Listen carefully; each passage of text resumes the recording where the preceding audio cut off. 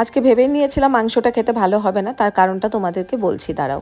প্রথমে 1 KG mutton ভালো মতন ধুয়ে পরিষ্কার করে নিয়ে বাটা মশলা দিয়ে ম্যারিনেট করে নেব। আদা, কাঁচা লঙ্কা, রসুন, পেঁয়াজ, তার সাথে টমেটো আর একটুখানি জিরে বাটা, পরিমাণ মতো নুন, হলুদ, লঙ্কার গুঁড়ো, সরষের তেল, গোলমরিচ গুঁড়ো দিয়ে মাখিয়ে রাখবো 1 ঘন্টা মতন। মাটনটা ম্যারিনেট করে আমি তো চলে গেছি রান্নাঘরের অন্যান্য কাজ করতে, তার সাথে যে রান্নাগুলো হবে সেগুলো জোগাড় করে চলে এসেছিলাম রান্না বসাতে।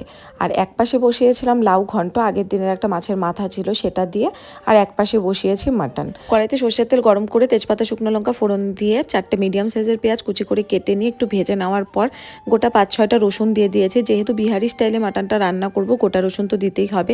দিয়েছি গোটা গরম মশলা, জায়ফল, জয়িত্রী দিয়ে ভালো মতন একটু ব্রাউন করে ভেজে নিয়ে পেঁয়াজটাকে দিয়ে দেবো মাটনটা।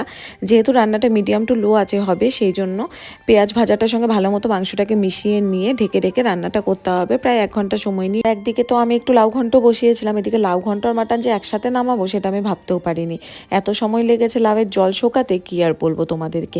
সেই জন্য আমি সবসময় বলি যে শুক্তো বলো বা এই সমস্ত ঘন্ট, চচ্চড়ি, এই সমস্ত রান্নার থেকে মাটন অথবা চিকেন রান্না আমার কাছে বেশি সহজ মনে হয়। তোমাদের কার কার এমনটা মনে হয় আমাকে কমেন্টসে। আর ওইদিকে মাংসও কষানো হয়ে গেছে, গরম জল আর আলু দিয়ে ফুটিয়ে গরম মশলা দিয়ে নামিয়ে নিয়েছিলাম।